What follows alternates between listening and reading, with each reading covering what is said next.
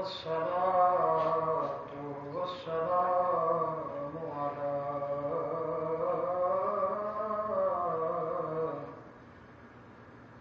سيد الأنبياء والمرسلين وعلى آله الطيبين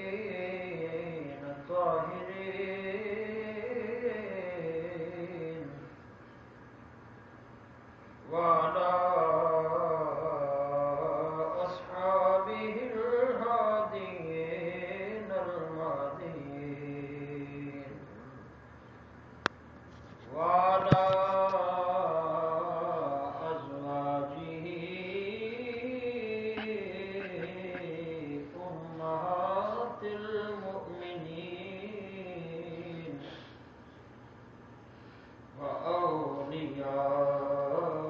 وأولياء أمته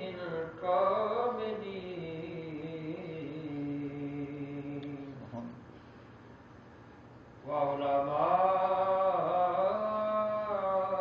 وعلماء ملته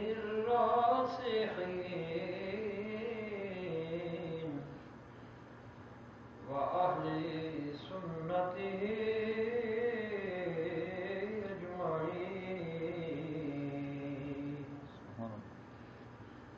أما بعد فأعوذ بالله من الشيطان الرجيم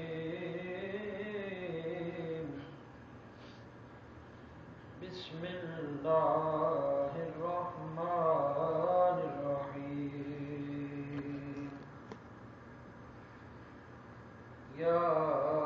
أيها الذين آمنوا اتقوا الله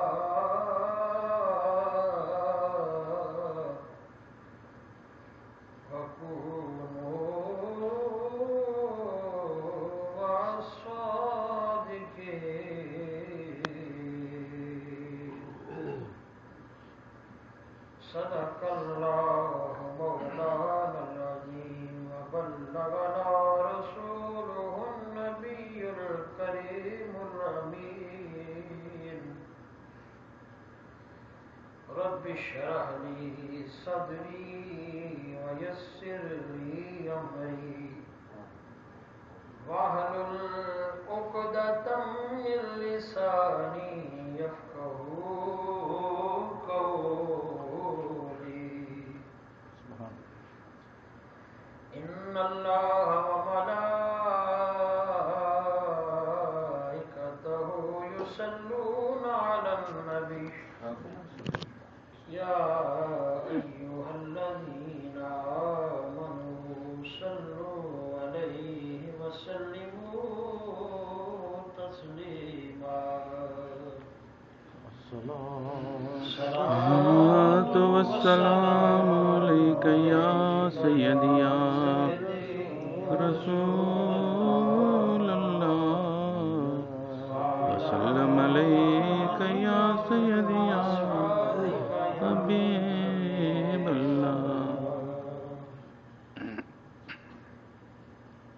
زندگی دا مزہ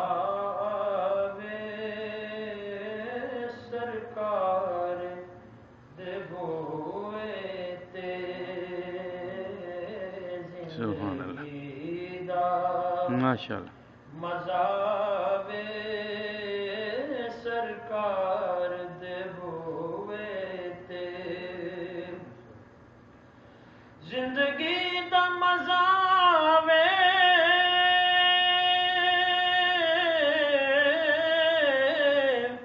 سرکار دے بوئے تے موت آوے تے سر ہووے غمخار دے سبحان اللہ آمین بوئے تے آمین موت آوے تے سر ہووے غمخار دے بوئے تے جنوں نسبت پاکاں دی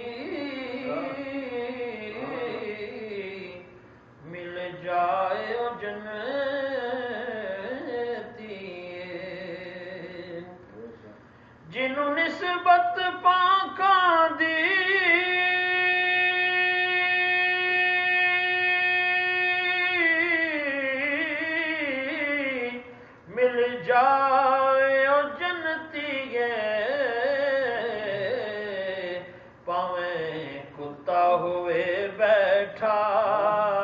کوئی غار دے بوئے تے پاویں کتا ہوئے بیٹھا کوئی غار دے بوئے تے موت آوے تے سر ہوئے غمخار دے بوئے تے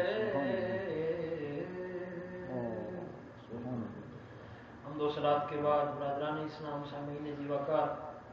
اللہ رب العزت کا کروڑہ شکر ہے کہ جس کے فضل عمیم سے، جس کی توفیق سے، جس کی عنایت سے، جس کی عطا سے ہم سب یہاں جمع ہوئے تاکہ اس کا اور اس کے حبیب کریم کا ذکر کریں، اس کا مقدس فریضہ سر انجام دیں۔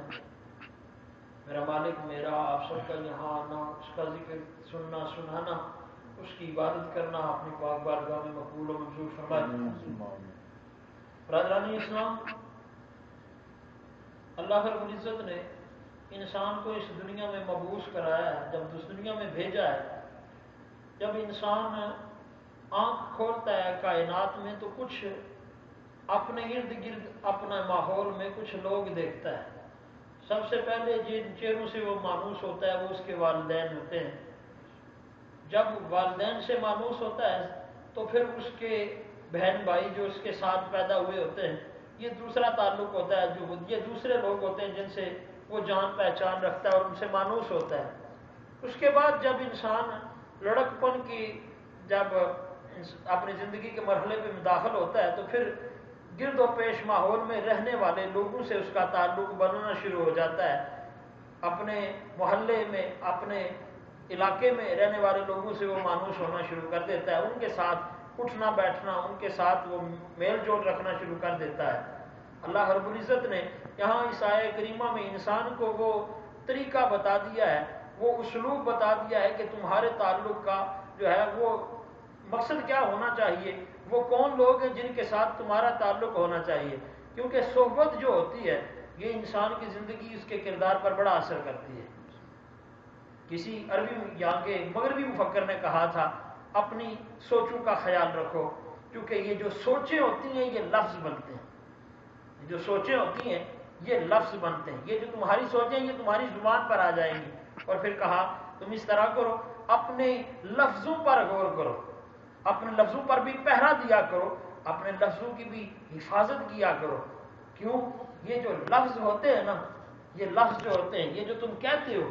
یہ جو ہوتے ہیں یہ عادتیں بن جاتی ہیں۔ یہ جو تمہارا کہنا ہے یہ آہستہ آہستہ تمہاری عادت بننا شروع ہو جاتی ہے۔ اور کہا اپنی عادتوں کی بھی حفاظت کیا کرو، کیونکہ یہ عادتیں ہوتی ہیں کہ انسان کی شخصیت بن جاتی ہے۔ اور انسان کو اللہ رب العزت نے یہ صلاحیت دی ہے کہ یہ اپنا اثر چھوڑتا بھی ہے اور اپنا اثر دوسروں کا اثر قبول بھی کرتا ہے۔ جب انسان کسی ایک محفل میں بیٹھنا شروع ہو جائے، مثال کے طور پر کسی آدمی کا ان دوستوں کے ساتھ بیٹھنا ہو جو کہ ہر وقت سپورٹس کی باتیں کرتے ہیں، تو وہ شخص اگرچہ سپورٹس سے دلچسپی نہ بھی رکھے لیکن آہستہ آہستہ وہ ایک دن آ ہی جاتا ہے کہ جب اسے بھی کھیلوں میں دلچسپی ہونا شروع ہو جاتی ہے۔ اسی طرح اگر آدمی کا ایسے لوگوں سے میل جول ہو جو ہر وقت جو ہے وہ کاروبار کی باتیں کرتے ہوں، اگرچہ اس کا میلان نہ بھی ہو، وہ اس بات کو پسند نہ بھی کرتا ہو، لیکن ایک دن آ جاتا ہے جب اس میں وہ بھی دلچسپی لینا شروع ہو جاتا ہے۔ اسی طرح اگر آدمی کا میل جول ان لوگوں کے ساتھ ہو جو منشیات کے عادی ہوں، سگریٹ پینے کے عادی ہوں، اور آدمی جس کا ان سے تعلق ہو رہا ہے یہ سگریٹ کو ناپسند کرتا ہے، لیکن آہستہ آہستہ آہستہ آہستہ جب وہ ان میں بیٹھے گا تو پھر ان میں بیٹھنے کے ساتھ وہ ان کا اثر قبول کر لے گا، اور ایک دن یہ ہوگا کہ یہ بھی ان میں سے ایک ہو جائے گا۔ اسی لیے اولیاء کرام نے فرمایا صحبت صالح تورا صالح کنت، توبت تالے تورا تالے کنت، نیکوں کی صحبت تجھے نیک بنا دیتی ہے،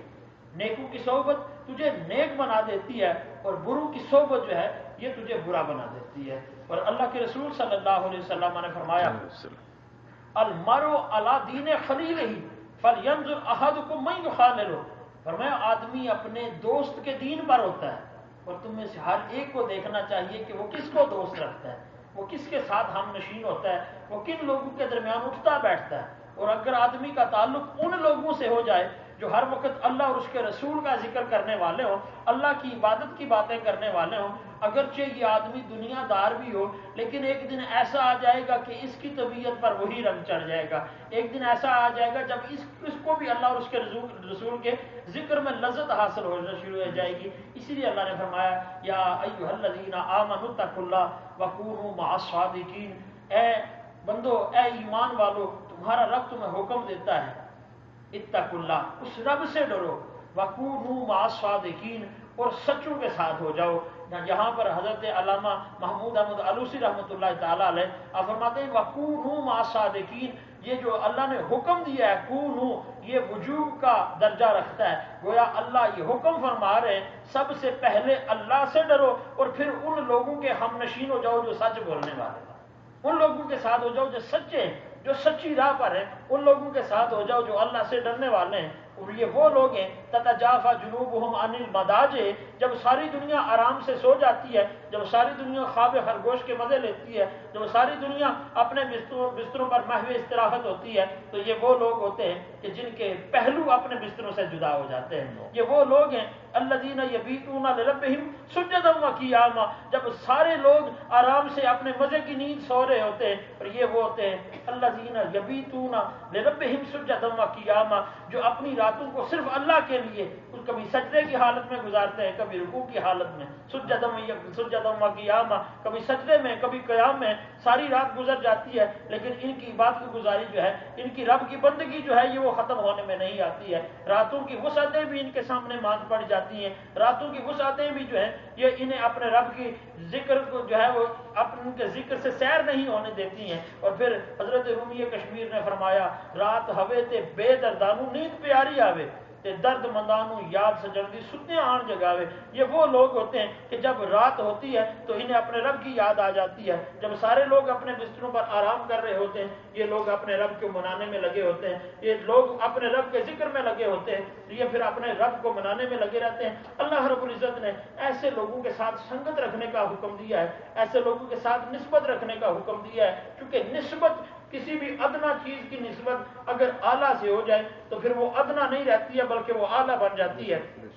اور مثال کے طور پر ایک قطرہ پانی کا اگر وہ باہر ہو تو وہ قطرہ ہے، لیکن اگر وہ سمندر میں شامل ہو جائے تو وہ قطرہ نہیں رہتا، وہ سمندر بن جاتا ہے۔ اب اس کی حیثیت قطرے کی نہیں ہے، سمندر کی ہے۔ ریت کا ایک ذرہ اگر باہر ہو تو ذرہ ہے، لیکن اگر ریگستان میں مل جائے تو وہ لکو تک صحرا بن جاتا ہے، اس کی حیثیت بدل جاتی ہے، اس کی حیثیت، اس کی حیت بدل جاتی ہے، اس کا تعلق ایسے لوگوں سے ہو جاتا ہے، اس کا تعلق ایسی خاص چیز سے ہو جاتا ہے جو اس کو عام نہیں رہنے دیتی ہے بلکہ اس کو خاص بنا دیتی ہے۔ اللہ کے رسول صلی اللہ علیہ وبارک وسلم نے ارشاد فرمایا، بخاری شریف کی حدیث پاک، اللہ کے رسول فرماتے ہیں کچھ لوگ جب اللہ کا ذکر کرنے کے لیے حلقے کی صورت میں بیٹھتے ہیں